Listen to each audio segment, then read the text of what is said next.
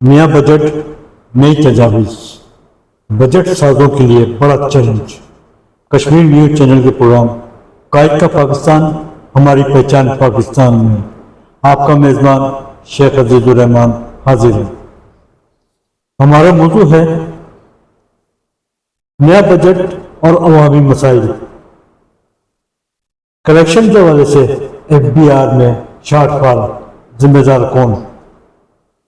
Budget से कबल IMF की कड़ी शराइत। इन्हीं मौजूआत पर बात करने के लिए आज हमारे साथ सेल्स टैक्स कॉर्पोरेट में जानी पहचानी शख्सियत शेख ज़ियाउल बज़र साहब हमारी नशिस्त का हिस्सा हैं। हम अपने प्रोग्राम में आपको खुशामदीद कहते हैं। अस्सलाम वालेकुम सर। वालेकुम। कैसे हैं सर आप? खैरियत से हैं? तबीयत कैसी है आपकी? अल्लाह का शुक्र है, बिल्कुल ठीक ठाक, बहुत मेहरबानी अल्लाह। क्या आपको हुकूमत वक्त की खिदमत बेहतर नजर आती हैं? ये बड़ा मुश्किल सवाल है, इसका जवाब भी इतना, वैसे तो जो सबके हालात हैं वो आपके सामने हैं। जो पॉलिसियाँ चल रही हैं वो इतनी आवाम की हक में नहीं है पॉलिसियाँ ज़्यादा, क्योंकि जो सिस्टम बनाया जाता है वो जिसमें जब तक अवामी तायीद हो, उसका मकसद अवाम की फलाह व बहबूद होना चाहिए, पहली बात यह है। लेकिन बदकिस्मती से ये है कि हमारे पास जो हुक्मरान हैं वो एक अशराफियत तबका है, और जो अशराफी है उसके जो इंटरेस्ट हैं, वेस्टेड इंटरेस्ट हैं, उनके ऊपर कोई बात नहीं करता। उनको उन्होंने ऐसे रखा हुआ है, वो सारा बर्डन अवाम पे आ रहा है। अब जो इतना जो फॉरेन और लोकल जो है कराधात पाकिस्तान के ऊपर, वो तो अवाम के ऊपर ही आ रहे हैं दिन ब दिन। तो उसके बारे में कोई ऐसी ठोस पॉलिसी है नहीं। अखराजात हुकूमत के हैं वो तो इस तरह बढ़ते ही जा रहे हैं। आपको क्या रोशन पाकिस्तान नजर आता है? अब जो मौजूदा हालात हैं उसमें तो बिलामौम और मजबूरी तौर पर तो इतनी हौसला अफजा बातें सामने है नहीं। लोग मायूसी का कभी शिकार हैं, क्योंकि जमहूरियत पर जैसे होना चाहिए जमहूरी मुल्कों में होता है वैसे है नहीं पाकिस्तान में। आपका इब्तिदाई तारुफ? जी, मेरा नाम शेख ज़ियाउल बज़र है। मेरे वाले साहब का नाम था शेख मोहम्मद बशीर, वो भी एडवोकेट थे, बड़े मशहूर। सर ताल्लुक कहाँ से आपका? मेरा तलक शहर तलगंग से है मेन जी। हम ओरिजिनल हैं तलगंग के। अपनी इब्तिदाई तालीम के बारे में कुछ अगाई फरमाएं। जी, मैंने BA किया अपने शहर से ही, जो हमारा है गवर्नमेंट पोस्ट ग्रेजुएट कॉलेज, वहाँ तलगंग से। फिर कौन से सन में? ये मैंने किया 84 में जी। तो फिर मैंने LLB किया पंजाब यूनिवर्सिटी से रेगुलर। वो कौन से सन में सर? वो 88 में, 87-88 में जी। फिर उसके बाद फिर मैंने वहाँ 1 साल का टैक्स लॉ का डिप्लोमा भी किया था। फिर उसके बाद फिर मेरे वालिद साहब थे वकील, बड़े मशहूर थे सिविल के, उनके साथ मैंने कुछ ऐसा काम किया। और फिर अभी मैंने कोई 15-20 साल से फिर मैं सिर्फ टैक्स वगैरह की प्रैक्टिस कर रहा हूँ। मैंने वो माजी और मौजूदा निज़ामी तालीम के बारे में आपकी क्या राय है? निज़ामी तालीम वो होना चाहिए जो आपकी कौमी तक़व्वुस के साथ हमांग हो जी। और स्टेट का तो पहला फर्ज है, 2 शोबे हैं, जो तालीम और सेहत, ये 2 बेसिक ज़रूरियात हैं। लेकिन बस बदकिस्मती से ना, बस हमारा जो हुकूमतें हैं उनका फोकस इस पे इतना रहा नहीं है तालीम पे। पिछले 40 साल से ख़ास तौर पर मेरा ये मुशाहिदा है कि तालीम के मैदान में लोगों ने प्राइवेटाइज जो हुई तालीम, वो उन्होंने कुछ अच्छे इदारे हैं, लेकिन ओवरऑल गवर्नमेंट का जो फोकस है ना जी, तो तालीम पे जितना होना चाहिए था उतना है नहीं। बजट भी तालीम का वो उतना नहीं है जितना होना चाहिए। जब से प्राइवेट सेक्टर तालीम शोबे में ऊपर आया है, सरकारी तालीम का म्यार बिल्कुल ख़त्म हो गया, तबाह हो गया है। तालीम फरोख्त हो रही है। गरीब का बच्चा 1.5 से 2 करोड़ बच्चा तालीम से महरूम नजर आता है। आप क्या कहेंगे इस बारे में? वो उसकी बेसिक वजह तो वही है ना कि हमारी जो है ना हुकूमतों की ना, वो जैसे कहते हैं प्रायोरिटी, तरजीह होती है, वो कौम की होती है तरबियत। कि man power, human resource development हमारा मेन फोकस होना चाहिए था इस कौम का, लेकिन वो रहा नहीं। तो क्या ऐसे तरक्याती मंसूबे जो ठीक है अच्छे होते हैं, रोड बनाएं, अच्छी चीजें बनाएं जी, लेकिन ह्यूमन रिसोर्स डेवलपमेंट पर फोकस होना चाहिए था ज्यादा। सर हमारे दौर में सरकारी तालीमी म्यार उरूज पर था اور ہم نے زمینوں پر بیٹھ کر تعلیم حاصل کی ہے. تربیت کا بڑا فقدان پایا جا رہا ہے, رٹا سسٹم موجود ہے. جی بالکل. اس سسٹم کو کیسے ختم کیا جائے؟ اس کے لیے تو بہت بہت بڑی انقلابی تبدیلی چاہیے ہمارے اپنے اندر, ہماری سوچ کے اندر, قوم کے اندر. جی تو وہ 32 سے مجھے تو ویسی کوئی نظر آ رہی نہیں. پرائیویٹ ادارے بڑے بڑے اچھے ہیں پاکستان میں جن کا بہت معیار ہے, یا جو ایسے ادارے ہیں جس طرح کیڈٹ کالج وغیرہ بنے ہوئے ہیں ان کا ایک اسٹینڈرڈ ہے. تو ایسے اسٹینڈرڈ سب جگہ ہونا چاہیے نا. یہ تو حکومت کی فرض بنتا ہے کہ وہ ایسی مانیٹرنگ کرے, اپنی مانیٹرنگ کو اچھا کرے. کیونکہ جب تک مانیٹرنگ, اب جو انہوں نے جو سارے سکول آؤٹ سورس ہو رہے ہیں خاص طور پر پنجاب میں, بجٹ سے قبل آؤٹ سورس ہونے کی وجہ سے نا ان کا معیار گر رہا ہے. بجٹ سے قبل IMF کا حکم پر اسٹیشنری سامان جس میں کاپیاں کتابیں میں 10% سے بڑھا کر 18% کر دی گئی ہیں. یہ اس پر ٹیکس ہونا نہیں چاہیے. جی جو سکول کی یہ اصل میں اب یہ ہو رہا ہے نا کہ جو غریب ہے جو امیر ہے, غریب بھی ٹیکس دے رہا ہے اس چیز پر, وہی چیز کا ٹیکس امیر بھی ٹیکس دے رہا ہے. یہ نہیں ہونا چاہیے. آپ کے خیال میں تعلیمی نظام کو کیسے فعال بنایا جائے؟ تعلیمی نظام کو فعال بنانے کا تو اتنے عرصے سے اب دیکھ رہے ہیں. اصل میں یہ نا کیونکہ فیڈرل جو گورنمنٹ ہے جب سے 18ویں ترمیم میں یہ سے تو اور تعلیم آئی ہے نا صوبے کے پاس, تو یہ بھی ایک زوال کا باعث بنا ہے. کیونکہ فیڈرل گورنمنٹ کے بعد اب اختیارات صحت کے ہے نہیں اور اس کے تعلیم کے ہے نہیں. تو اس وجہ سے جو صوبے ہیں وہ اپنے مفادات کے تحت ہی کام کر رہے ہیں. یہ بھی اس کا ایک فیکٹر ہے کہ اس کے اوپر چیک اینڈ بیلنس نہیں ہے. ایک طرف آپ نے لاء کی ڈگری حاصل کی, دوسری طرف آپ نے کارپوریٹ کا کام شروع کیا. کارپوریٹ کی طرف کیسے آنا ہوا؟ جب میں نے LLB کیا تو اس کے بعد پھر میرا ذہن میں تھا کہ میں نے پھر وہاں 1 سال کا ٹیکس لا کا ڈپلوما کیا پنجاب یونیورسٹی سے, DTL کہتے ہیں اس کو, ڈپلوما ان ٹیکس لاز. تو اس وقت میرے ذہن میں تھا, مجھے اس وقت سے شوق تھا اس شعبے کا نا. تو پھر میں نے جب بعد میں اپنے والد صاحب کے ساتھ میں نے سول لا کی پریکٹس کی, تو پھر میرا وہاں اتنا دل نہیں لگا, مجھے اتنا وہاں انٹرسٹ فیل نہیں ہوا اپنا. پھر میں تب سے میرے ذہن میں تھا کہ میں اپنا اسی شعبے میں آؤں. پریکٹس لا کی ہو یا کارپوریٹ کی, آپ نے کس قانون دان کے تحت پریکٹس حاصل کی والد صاحب کے علاوہ؟ میں وہ تو اپنے والد صاحب کے ساتھ میں نے میرے والد صاحب بہت قابل آدمی تھے, بڑے علم آدمی تھے اور بہت ہی اچھے لائر تھے.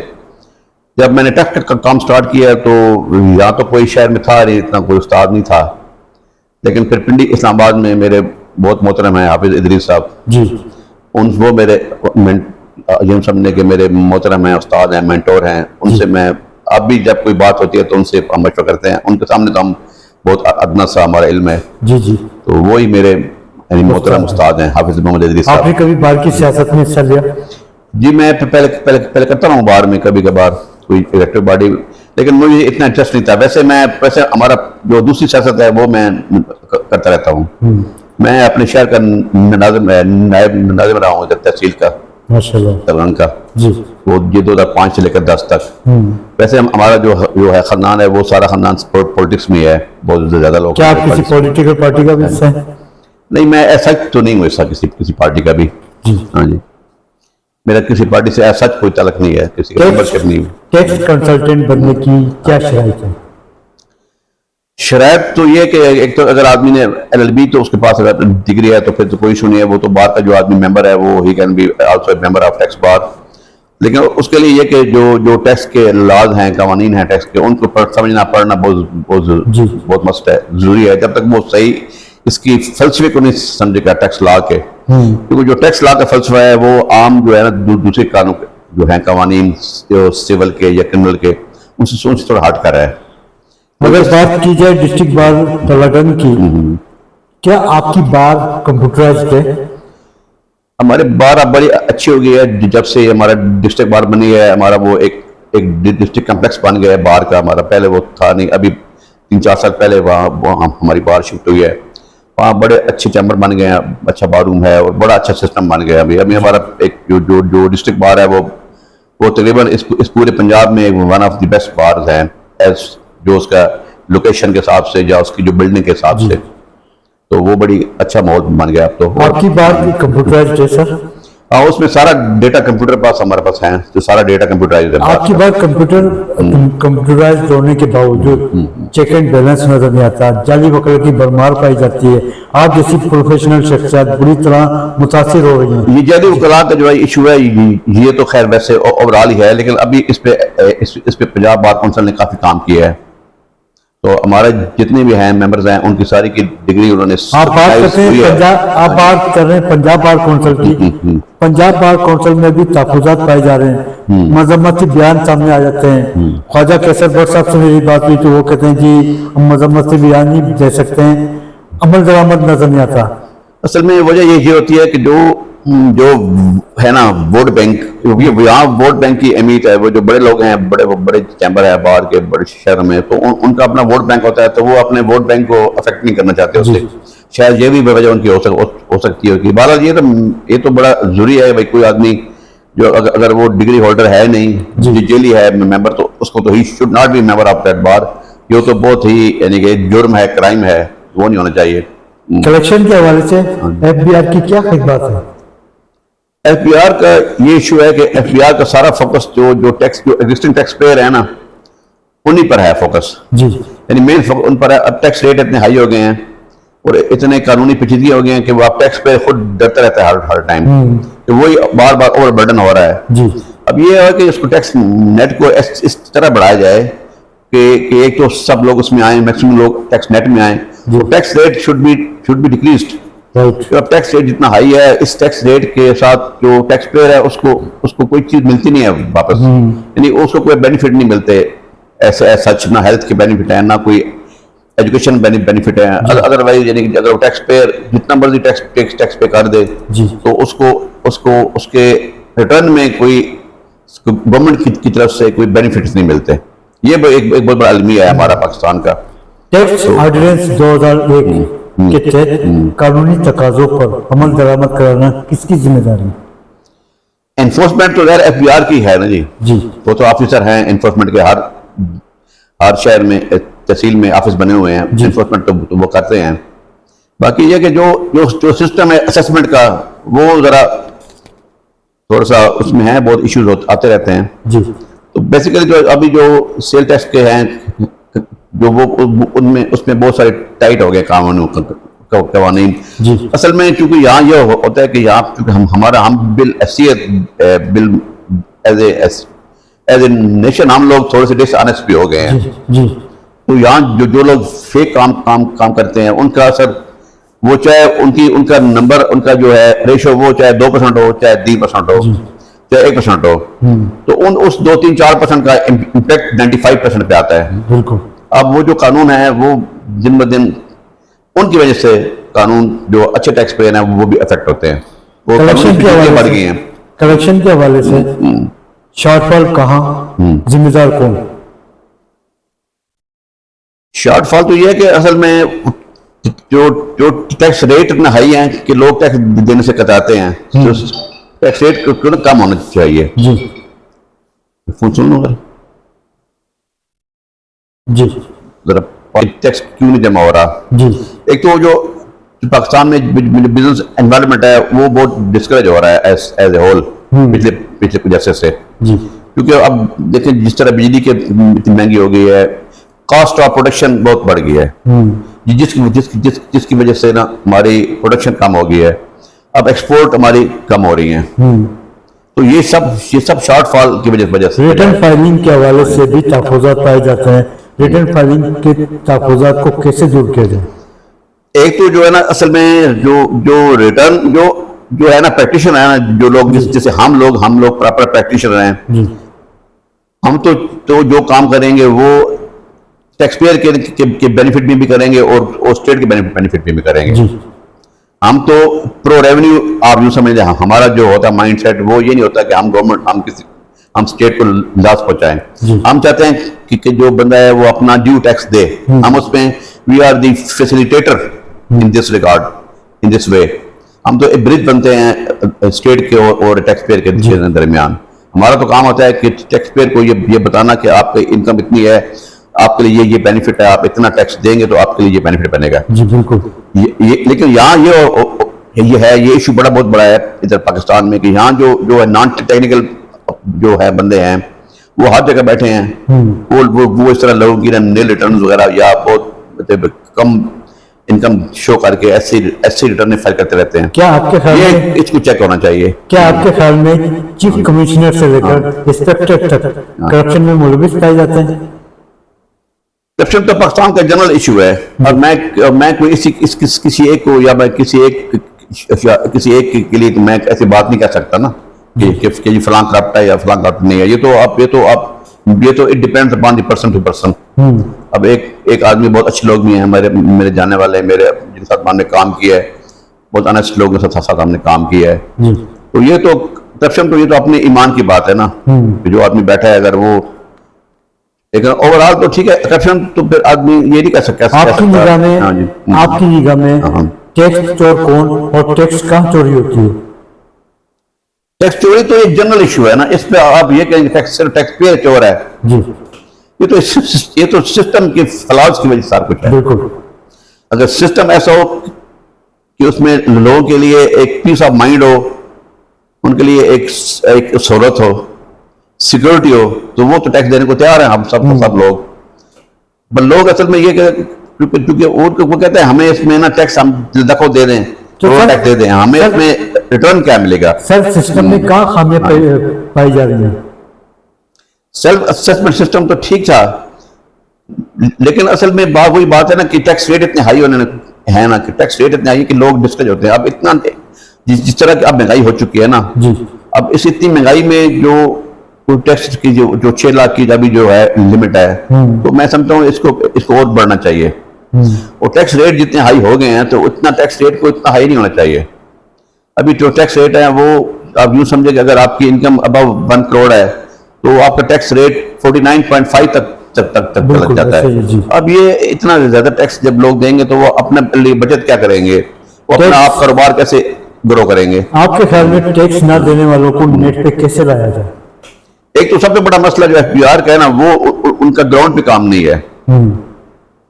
وہ سارا فوکس انہوں نے رکھا ہوا ہے IT پر, ود ہولڈنگ پر.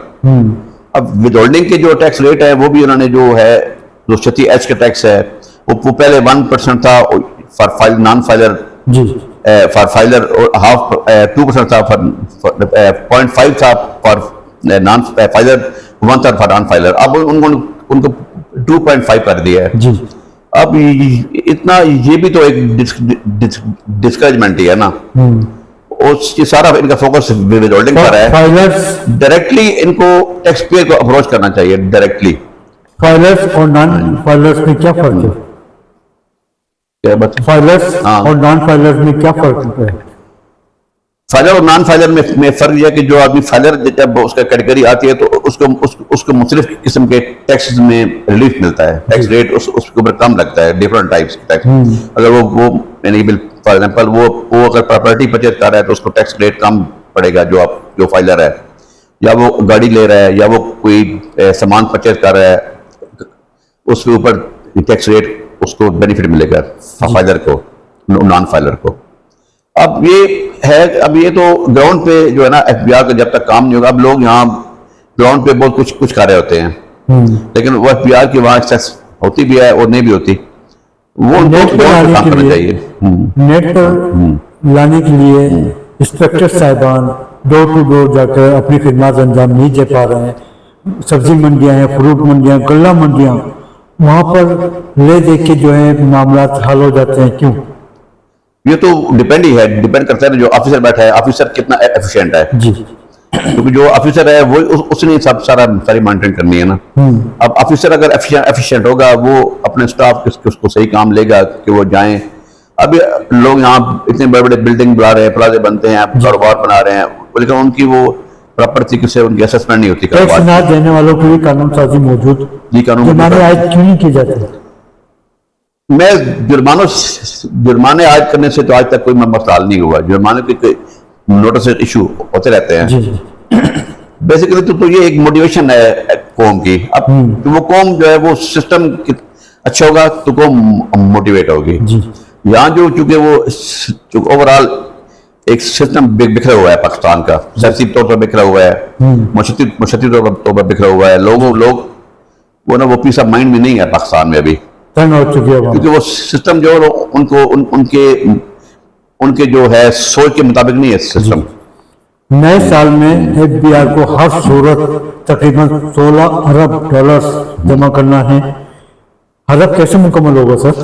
یہ مشکل ہے جب تک ایکسپورٹ نہیں بڑھیں گی. اب امپورٹ جو ہے، اب جو لگژری آئٹم کی امپورٹ ہے وہ تو یہ کرتے جا رہے ہیں، جی. ٹھیک ہے نا. یہ نہیں ہونا چاہیے. اب یہاں جو ہے نا بزنس کو پروموٹ ہونا چاہیے. پاکستان میں بزنس پروموٹ کیسے ہوگا؟ بزنس پروموٹ جو ہوگا اب یہ 8 بجے دکانیں بند کر دے سارے لوگ، جی. اس کا کوئی مقصد نہیں ہے. اب پاکستان ایک گرم ملک ہے، یہاں ابھی تو 8 بجے تک تو لوگ باہر نہیں آ سکتے، اتنی گرمی ہوتی ہے. بالکل. یہ تو ویسے ہی ان نیچرل سا ہے کہ اتنا آپ بزنس کو اس طرح بند کر دیں، ٹھیک ہے نا. اب جب ان کا سیل کام ہوگی تو ان کی انکم بھی کام ہوگی. نیا بجٹ سازوں کے لیے بڑا چیلنج، چیلنجز کیا ہیں؟ چیلنج سب سے بڑا چیلنج تو یہ ہمارے جو اوپر ہے فارن ڈیٹ ہے، جو قرضہ ہے ہمارا، اور پھر جو آئی پی پیز کا ایشو ہے اس کو سالو نہیں کیا گیا پراپرلی، ڈیم نہیں بنائے گئے، ہماری بجلی بہت مہنگی ہو گئی ہے. اب ایکسپورٹ سب سے جو مین فیکٹر ہے ہمارا وہ ایکسپورٹ کا نہ بڑھنا ہے. جو سب سے وائٹل چیز ہے ہماری، سب سے وائٹل وہ ایکسپورٹ ہے. اس کے اوپر اس کو وہ تو الٹا کم ہو رہی ہے. فیکٹریاں کاروبار بند ہو رہی ہیں. کیوں بند ہو رہی ہیں؟ اس پہ شاید گورنمنٹ کا فوکس ہونا چاہیے، وہ ہے نہیں، مجھے نظر نہیں آ رہا. جیسا کہ ابھی آپ نے فرمایا پاکستان گرم ملک ہے، مئی جون جولائی اگست 4 ماہ گرم ہے. آپ کے خیال میں وفاقی بجٹ گرم ہوگا یا سرد ہوگا؟ جو حالات مجھے تو نظر آ رہے ہیں وہ تو مزید گرم ہوگا. جو پاکستان کے اکنامکل حالات ہیں جی، ان میں تو کوئی ریلیف عوام کے لیے تو مجھے نظر نہیں آتا کہ وہ حکومت کیسے دے گی ریلیف عوام کو. ملک میں سب سے زیادہ ٹیکس عوام اور تنخواہ دار طبقہ ادا کرتا ہے. آپ کیا سمجھتے ہیں کہ وفاقی بجٹ جو پیش کیا جا رہا ہے کل، وہ عوام کی امنگوں کے مطابق ہوگا اور تنخواہ دار طبقے کے مطابق ہوگا؟ یہ تو اب دیکھیں گے، جب بجٹ آئے گا تو پتہ چلے گا. لیکن کوئی اتنا کوئی ہمیں خوش ہونے کی ضرورت نہیں ہوگی ابھی. تو ٹھیک ہے، توقع اچھی رکھنی چاہیے، ون شوڈ بی ہوپ فل. لیکن اب دیکھیں بجٹ آئے گا تو پتہ چلے گا کہ اس میں کیا کیا ہے. ابھی وہ ایک فکس ٹیکس کی اسکیم لا رہے ہیں، ایک کہ اس میں جو ہے جو چھوٹے تاجر حضرات ہیں، ریٹیلرز ہیں، ان کے لیے ایک فکس ٹیکس کی اسکیم لا رہے ہیں. ایف بی آر نے ماضی سے لے کے موجودہ وقت تک بے تحاشا اسکیمیں لانچ کی، جس میں ایک اسکیم آئی تاجر دوست برادری، وہ بری طرح فیل ہو گئی. اب لا رہے ہیں ٹریڈرز کے حوالے سے، ہول سیلرز اور دکاندار. جی بالکل. سالانہ 25,000 روپے مقرر کیا جا رہا ہے. آپ کیا سمجھتے ہیں کہ دکاندار ٹریڈ کر سکتے ہیں 25,000 سالانہ؟ اب یہ اسکیم تو پہلے ابھی تک آئے گی تو پتہ چلے گا. لیکن جو سامنے ابھی ہے معلومات وہ یہ ہے کہ 25,000 روپے انہوں نے جی سب ٹیکس کے علاوہ دینا ہوگا. جی. اب جو ایک دکاندار ہے، اب اس میں نا 2-3 قسم کے شعبے ہیں. ایک جو شعبے وہ ہیں جو ود ہولڈنگ ٹیکس آلریڈی پے کر رہے ہیں. کچھ شعبے ایسے ہیں کہ جو ود ہولڈنگ جن پہ نہیں ہے، مثلا اس طرح گارمنٹ سٹور ہے، کلاس سٹور ہے، شو سٹور ہے، اور اس طرح کے کچھ کاروبار ہیں کہ جن پہ جو اپنے سامان بائی کرتے ہیں ان پہ ود ہولڈنگ نہیں پے کرتے. باقی بہت سے آئٹم ہیں جس طرح جنرل سٹور کے آئٹم ہوتے ہیں، جس طرح وہ سگریٹ ہے، بیوریجز ہیں، سیمنٹ ہے، مختلف اور طرح کے ہیں جن پہ 236H چارج ہو رہا ہے. جی بالکل. تو وہ ود ہولڈنگ ٹیکس آلریڈی دے رہے ہیں، جیسے میڈیسن سٹور ہے، فارماسیوٹیکل ہے، فرٹیلائزر ہے، مختلف شعبے ہیں. تو وہ لوگ تو آلریڈی بہت سا ٹیکس پے کر رہے ہیں. اگر وہ ایک آدمی جس کی پرچیز ہے 1 کروڑ روپے، تو وہ تو 50,000 روپے اس نے tax pay already, he has paid already that amount of tax. وہ اگر اس کی 5 کروڑ کی پرچیز ہے تو وہ تو 2.5 لاکھ روپے ٹیکس پہلے اس نے پے کر دیا ہے. اب وہ 2.5 لاکھ روپے بھی اس نے ٹیکس پے ہی کر دیا. اگر اس کو آپ اس کا بینیفٹ نہیں دیں گے کہ اور 25,000 اور جمع کرائے، یہ پھر دیکھنا پڑے گا. جب اسکیم آئے گی تو دیکھنا پڑے گا کہ وہ اسکیم کیا واقعی اس کا کوئی رزلٹ نکلتا ہے کہ نہیں نکلتا. ملک میں کاروباری اعتماد کمزور، اعتماد کیسے بحال کیا جائے؟ اصل میں جو پاکستان کا جو ہے نا تاجر طبقہ یا جو ہمارے بزنس مین ہے، ان کا صرف ایک ہی ہے، یہ خوف ہوتا ہے ان کا، یار ٹھیک ہے آپ ہم سے ٹیکس لے لیں، ہمیں تنگ نہ کریں. یہ ان کا ان کی ایک سائیکی بن گئی ہے ہمارے پاکستان میں ٹیکس پیئر کی. خاص طور پر جو ہماری بزنس ہے کمیونٹی ہے ان کی سائیکی یہ بن گیا ہے ٹھیک ہے یار آپ ہم سے 10 کے بجائے 20,000 ٹیکس لے لیں لیکن ہمیں آسانی سے کام کرنے دیں, ہمیں پریشان نہ کریں, تنگ نہ کریں. اب یہ ایک ان کی سائیکی ہے. اب اس سائیکی کو میٹ کرنا یہ تو اب اسٹیٹ کا کام ہے کہ دیکھیں کہ سائیکی ایسی کیوں بن گئی ہے, اس کو ہم کیسے مینج کریں. کیا نئے بجٹ میں حکومت صنعتی فروغ کے لیے کوئی فنڈز مختص کرے گی؟ اس کے تو بجٹ آنے کے بعد پتہ چلے گا کیونکہ کیا پرائرٹیز ہیں بجٹ میں. کیا وفاقی بجٹ کے موقع پر صنعت کاروں اور تاجروں کو اعتماد بھی لیا جاتا ہے؟ میرے خیال میں تو نہیں لے لیا جاتا ہے اعتماد میں. اب تک ایسی صورتحال آ رہی ہے پچھلے 2-3 سال سے جی کہ جو تجاویز دیتے ہیں بزنس کمیونٹی ان کو کوئی خاص اہمیت نہیں ملتی. جو جہاں تک میری معلومات کا تعلق ہے فیڈریشن چیمبر کامرس ہو یا تمام بار چیمبرز ہوں ان پر بھی ان کی خدمات پر بھی سوالیہ نشان پایا جا رہا ہے. ان کی خدمات کیا ہیں؟ چیمبر میں یا جو بڑے بڑی ٹریڈ باڈیز ہیں وہ لوگ بڑے لیول پہ ان کا اپنا کاروبار ہے, ان کا اپنے کارپوریٹ لیول پہ ہے نا کاروبار ہیں, تو ان کو شاید جو گراؤنڈ پہ لوگ جو کام کر رہے ہیں لوور لیول پہ آئی تھنک کہ ان کو اتنا اس کا ادراک نہیں ہے شاید. جی وہ اتنا انٹرسٹ ان کا ہوتا نہیں ہے, یا وہ انٹرسٹ لینا چاہتے نہیں ہیں, یا ان کی دال نکلتی.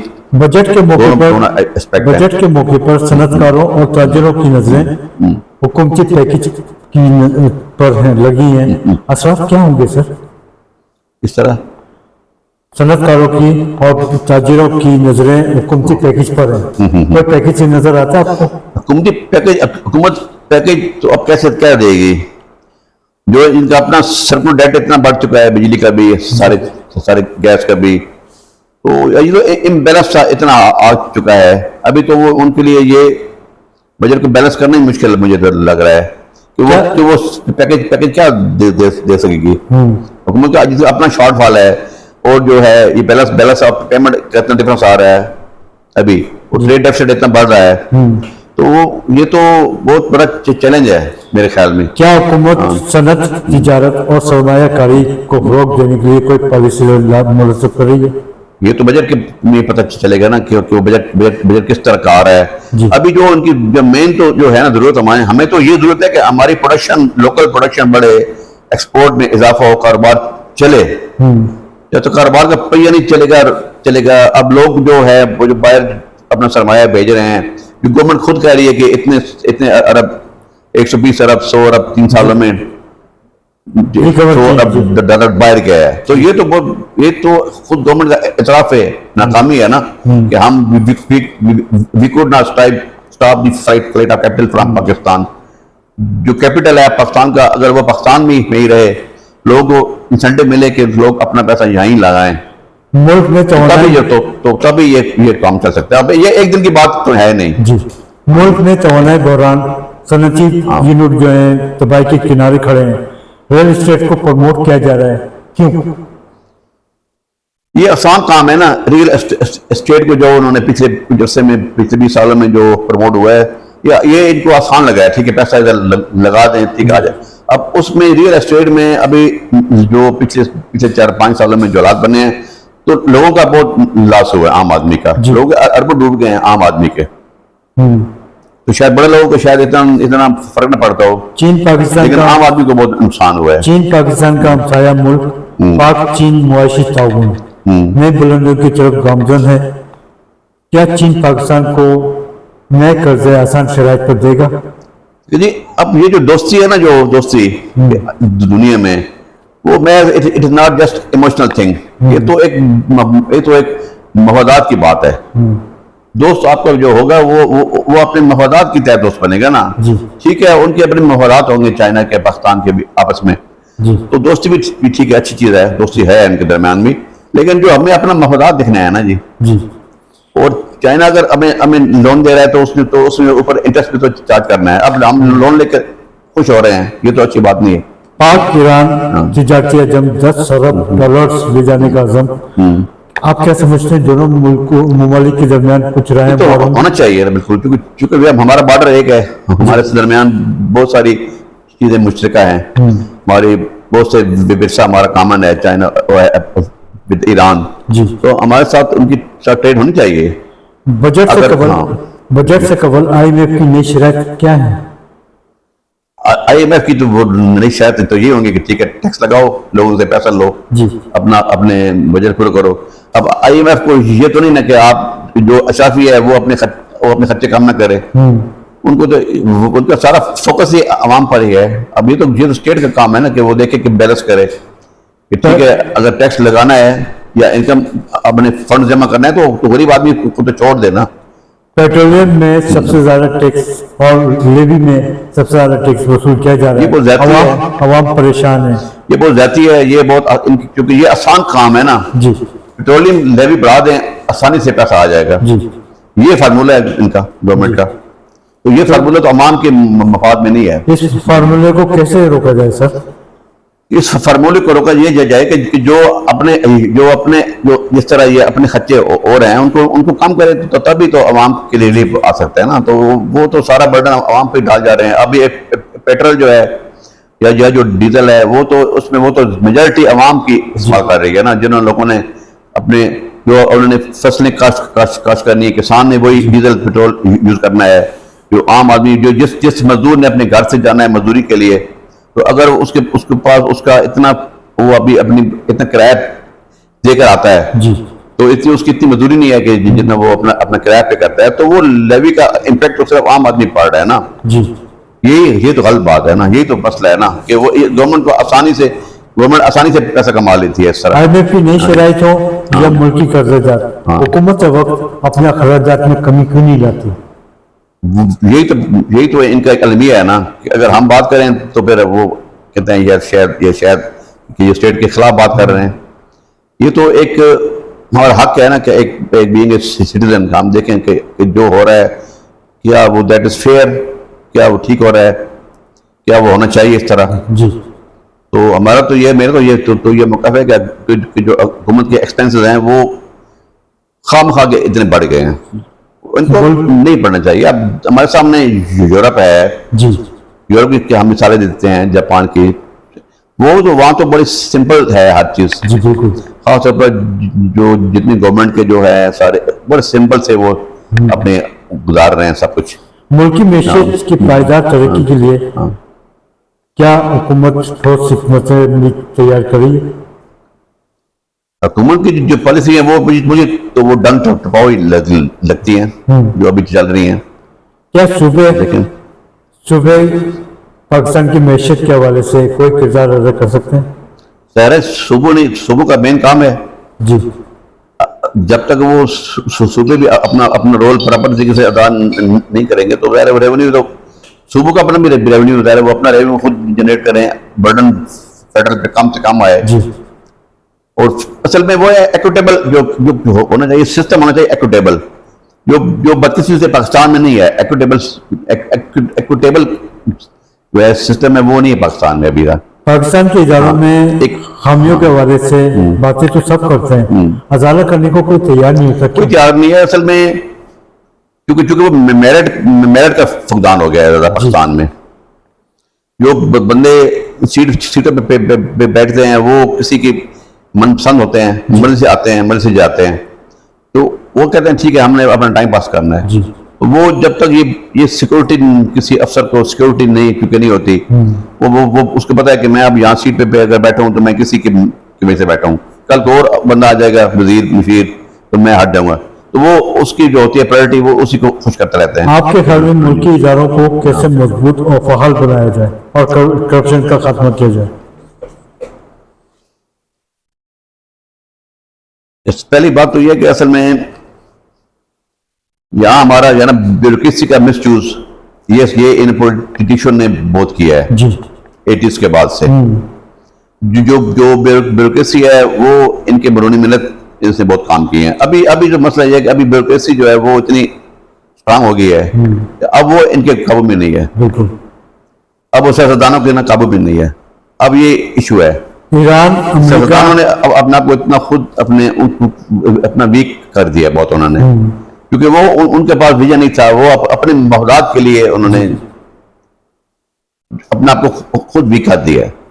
ایران امریکہ جنگ بندی پاکستان امریکہ سمیت دیگر ممالک کی نظروں میں کیا آپ سمجھتے ہیں IMF قرضہ جات ملک کی معیشت عافیہ صدیقی کیس کشمیر سمیت اپنی خارجہ پالیسی کو مضبوط بنانے میں پاکستان کامیاب ہوگا؟ اب اس وقت بہت گمبھیر صورتحال بن چکی ہے جی مختلف حوالوں سے. بہت مشکل صورتحال ہے پاکستان کے لیے. بڑی عقل مندی سے کام کرنا ہوگا جی اور قومی مفادات کو سامنے رکھ کے کام کرنا ہوگا.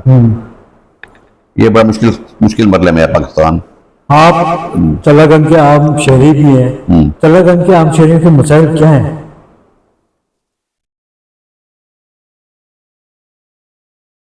تلنگ شہری کے جو مین یہاں جو ایک مسئلہ بڑا رہتا ہے وہ ہے سیوریج کا سسٹم ہے.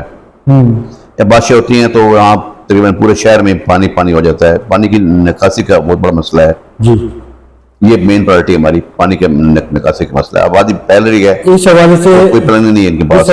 اس حوالے سے ضلع انتظامیہ اور صوبائی انتظامیہ کوئی ایسی پلاننگ ان کے پاس ہے نہیں, آج تک نہیں کی. پچھلے 20-30 سال سے یہ ایشو بنا ہوا ہے. جی جب بارش آتی ہے تو یہاں بہت سے ایریاز ہیں شہر کے. ویسے تو شہر ہمارا اونچی جگہ پر ہے, جی لیکن جو یہ شہر ہے خاص طور پر یہ جو ایریا جہاں ہمارا آفس ہے, جو اولڈ بس اسٹینڈ والا, یہاں سے اور یہ آگے تھوڑا سا یہاں پانی بہت جمع ہوتا ہے بارشوں کا. تو اس کی نکاسی کا ایشو ہے. کوئی ایسی پلاننگ آج تک ہوئی نہیں ہے کہ یہ مسئلہ حل کیا جائے. سیوریج سسٹم ایک پراپر سیوریج سسٹم بننا چاہیے. جی جی یہاں جو پہلے تھوڑے سے بنے ہیں وہ بالکل نااہل لوگوں نے بنائے ہیں اور کرپشن کی وہ نظر ہوئے ہیں. آپ کے شہر میں کرائم اور جرائم کی وارداتیں پائی جاتی ہیں؟ ہمارا نسبتاً ہمارے پاس کرائم کم ہے, کرائم کم ہے. کم ہے, نسبتاً کم ہے. لیکن اب جیسے آبادی بڑھ رہی ہے لوگ باہر سے بہت آتے ہیں. ابھی جیسے کہ آپ نے شروع میں فرمایا ابھی کہ سے سیکورٹی کے کیمرے لگ گئے ہیں تو امید ہے اس سے بہتری آئے گی. شروع میں آپ نے فرمایا تھا کہ آپ 15-16 سال سے آپ انڈیپینڈنٹ کام کر رہے ہیں. ہاں آپ کی کمپنی کا نام کیا ہے؟ جی, میرا آفس کا نام ہے ضیاء لا ایسوسیٹس. جی ہاں جی, اس ادارے کی کیا خدمات ہیں کلائنٹ کے حوالے سے؟ ہماری جو ایفرٹ ہے مین کہ ہم جو بھی ہمارے کلائنٹ ہیں ہم ان کو پیورلی پروفیشنل خدمت دیں تاکہ ان کو کوئی ایشو نہ بنے. جن کے ایشو بنے ان کو ہم پیورلی پروفیشنل سروس دیں, جی آنیسٹی سے دیں اور ان کی بھرپور لیگل ہیلپ کریں. تو اللہ کا شکر ہے ہم کر رہے ہیں. میرے آفس کو بنے ہوئے تقریباً 26 سال ہو گئے ہیں. ماشاءاللہ 26 سال سے ہم کام کر رہے ہیں. تو اللہ کا بہت شکر ہے, لوگ ہمارے اقبال کرتے ہیں. میرے والد صاحب کا نام بھی بہت بڑا تھا, جی تو لوگ ہماری عزت کرتے ہیں, اس کی وجہ سے بھی عزت کرتے ہیں. کیا آپ کو کبھی حکومتی سطح پر کوئی پیشکش ہوئی؟ نہیں, میں تو ابھی کیونکہ یہ ہم لوگ جو ہیں پریکٹیشنر ہوتے ہیں وہ ہم اپنا کام انڈیپینڈنٹ تب کرتے ہیں جب ہم خود بیٹھے ہوں. اگر ہم کوئی اس قسم کی ہم کوئی کام کریں, کسی عہدہ لیں یا کوئی اور, تو پھر ہمارا اپنا آفس افیکٹ ہوتا ہے. اس لیے میں تو آج تک یہ کوئی آفر ایکسیپٹ نہیں کیا آپ کسی کمپنی کے بھی لیگل ایڈوائزر ہیں؟ نہیں, ابھی نہیں ہوں. پہلے میں پہلے راولپنڈی بورڈ کا رہا ہوں 10 سال. جی یہاں راولپنڈی بورڈ ہے نا, جو ایجوکیشن بورڈ راولپنڈی, میں اس کا 10-12 سال میں رہا ہوں لیگل ایڈوائزر ادھر. لیکن پھر میں نے چھوڑ دیا کہ میرا اپنا کام افیکٹ ہو رہا تھا. پھر اس پر ٹیکس ایڈوائزر اور لیگل ایڈوائزر میں کیا فرق ہے؟ لیگل ایڈوائزر تو خیر بہت جنرل آتا ہے نا, اس میں تو سارے شعبے آ جاتے ہیں, سول کے, کرمنل کے, فیملی, ریونیو وغیرہ. تو ٹیکس میں تو ظاہر ہے وہ صرف income tax, sale tax, custom excise یا اس طرح کے جو الائڈ ہیں شعبے وہ آتے ہیں, کارپوریٹ وغیرہ کے. تو اس لیے یہ تو بالکل آپس میں نہیں ڈفرینٹ ہے. کشمیر پہ بات کرتے ہیں. 27 اکتوبر 1947 کشمیر کا یوم سیاہ دن. کشمیری عوام اپنے حقوق سے محروم. کشمیر پہ بات کرتے ہیں 27 اکتوبر 1947 کشمیر کا یوم سیاہ دن. کشمیری عوام اپنے حقوق سے محروم, آزادی کے منتظر ہیں. آپ کے تجربات کی روشنی میں مسئلہ کشمیر کا حل کیا ہے؟ مسئلہ کشمیر کا حل تو صرف جو نیچرل ہے, جو فطری ہے, جو ہونا چاہیے وہ تو ظاہر ہے وہی کشمیری عوام کی جو منشا ہے, مرضی ہے کہ ان کو یہ اختیار ہو, اپنا وہ حق استعمال کریں. جو تو انہی کے پاس ہے اختیار. کشمیری مجاہدین کی بےتحاشا قربانیاں, اقوام متحدہ خاموش تماشائی بنی ہوئی, سفارتی تعلقات نظر نہیں آتے, حل کیا ہے؟ اقوام متحدہ جو ہے اصل میں وہ آئی جیک ہے, وہ تو جو بڑی طاقتیں ہیں انہی کے शान बशाना गैर है, तो वो तो जब वो उनके पास जो वीटो पावर है वो आज तक वही इसमें बहुत बड़ी रुकावट है। तो ये तो जो मफादात हैं इंटरनेशनल बड़ी बड़ी बड़ी कुव्वतों के, उनकी वजह से ये सारा मसला है। मोदी सरकार का अंधा कानून, मिशाल यासीन मलिक जिंदगी और मौत की कश्मीर जेल में कैद है। मिशाल मलिक इंसाफ की फराहमी के हवाले से दर बदर के दरवाजे खटखटा रही हैं। आप क्या समझते हैं कि यासीन मलिक की आज़ादी के सिलसिले में मिशाल मलिक की काविशें रंग लाएंगी? काफी तो तुरंत जारी रहनी चाहिए, किसी वक्त भी ना उनको बंद नहीं होना चाहिए। जब तक वो काफी जारी रहेंगे, एफर्ट रहेंगी तो अल्लाह ताला की मदद आ सकती है किसी टाइम भी।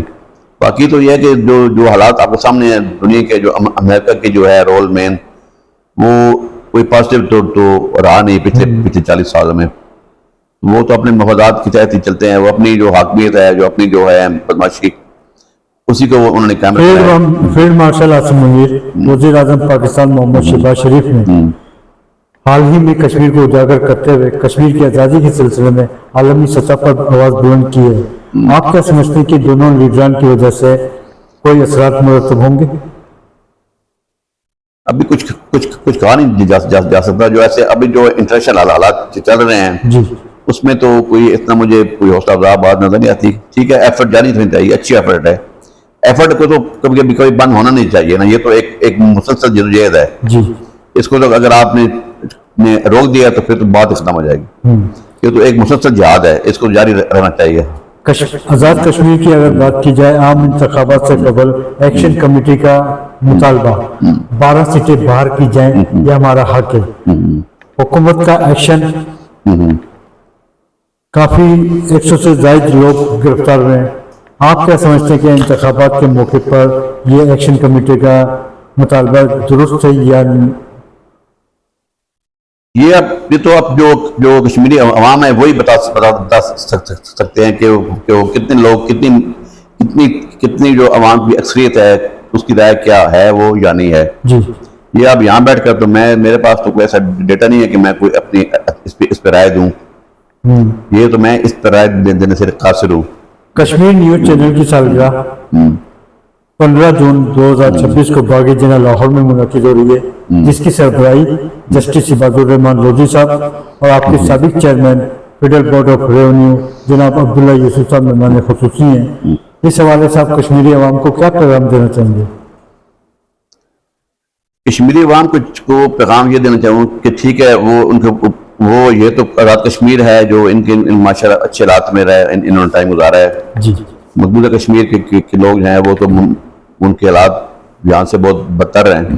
वो तो मुसलसल इंडियन जबर में हैं जी। तो इनको मजीद अपने लिए भी उनके लिए भी एफर्ट करने की जरूरत है। पाकिस्तान के साथ अच्छे तल्लुकात इनको रखने चाहिए ताकि ऐसा माहौल न बने कि पाकिस्तान और इनके दरमियान माहौल कशीदा हो जाए। ये नहीं होना चाहिए। उनको पाकिस्तान के साथ अपना भरपूर जो है वो मोहब्बत रखनी चाहिए और पाकिस्तान ऐसा कोई बात नहीं होनी चाहिए कि उनको पाकिस्तान और उनके दरमियान इख्तिलाफात आ जाएं। ये नहीं होना चाहिए।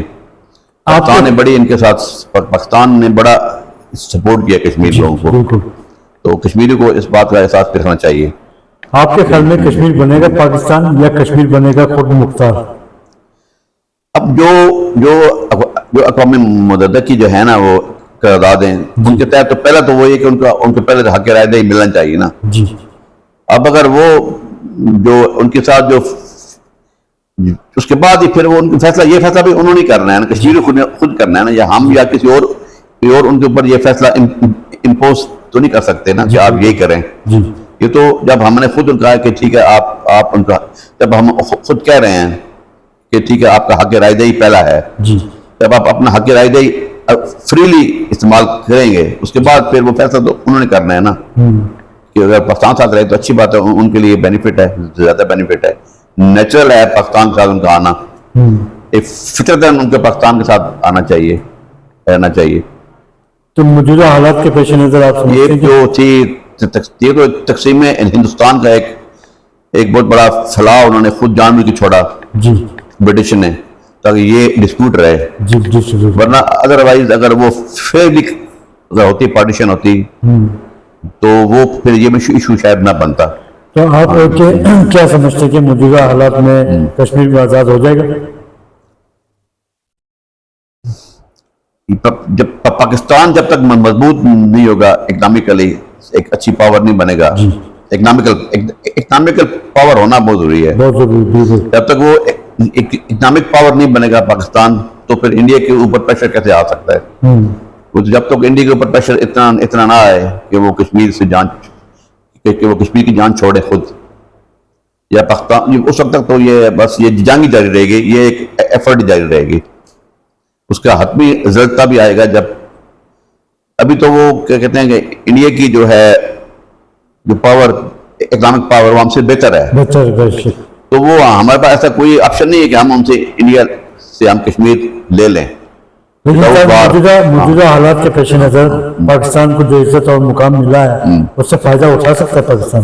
بالکل فائدہ اٹھانا چاہیے. فائدہ اٹھانا ضرور چاہیے، لیکن ہمارے اپنی اکانومی کو ٹھیک کرنا ہے پہلے. بالکل. تو جب تک ہم اپنی اکنامکل ہمارا وہ ایک اسٹیبلٹی نہیں آئے گی، ہم لوگ جب تک خود سیلف سفیشینٹ نہیں ہوں گے، ہمارے ملک کے عوام خوشحال نہیں ہوں گے، تب تک پھر ہم یہ تو ابھی تو ہم بیرونی ملت بنتے رہیں گے جو ہے بیرونی قوتوں کے. ابھی تو وہ کہہ رہے ہیں ہمارا اوپر اکنامک جو ہے پریشر ہے وہ اتنا زیادہ ہے کہ ہم کوئی ایسی رسک افورڈ نہیں کر سکتے کہ ابھی تو ہماری عوام بیچاری پھسلی ہے غربت سے.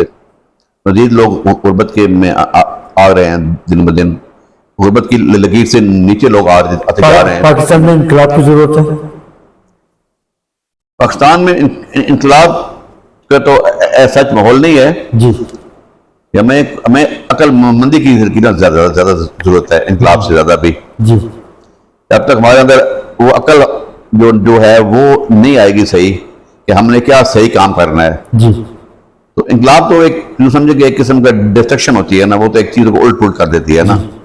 ہمیں تو چیزوں کو ٹھیک کرنا ہے اپنا. پاکستان کے عوام میں باشعور ہے لیکن اعتماد اتفاق نہیں پایا جاتا. کشمیر کے عوام میں بڑا اعتماد ہے، اتفاق ہے، اور 3 روپے یونٹ بجلی کرائے.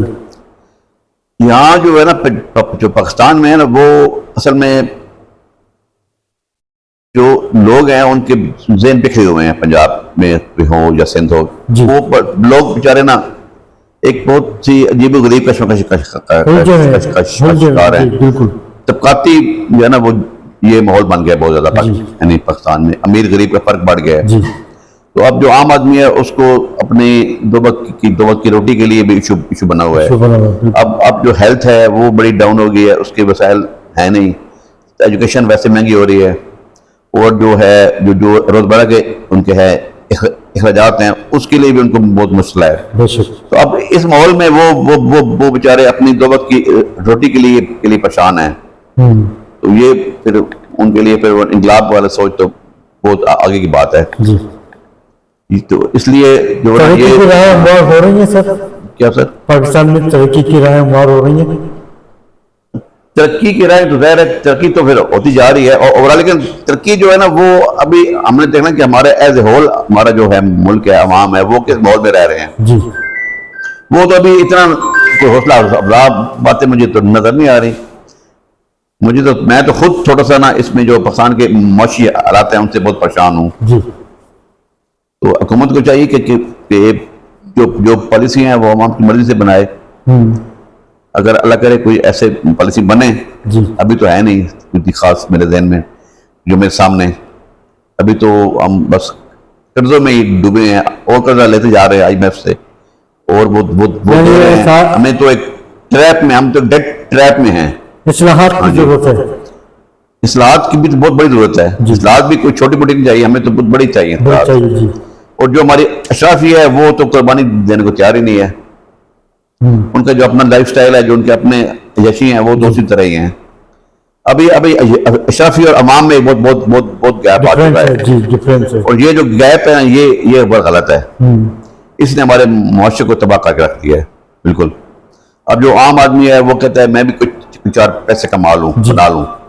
تو اسی وجہ سے کرپشن بھی بڑھ گئی ہے. بالکل. چلیں، بہت شکریہ سر آپ کا، بڑی نوازش آپ کا وقت دینے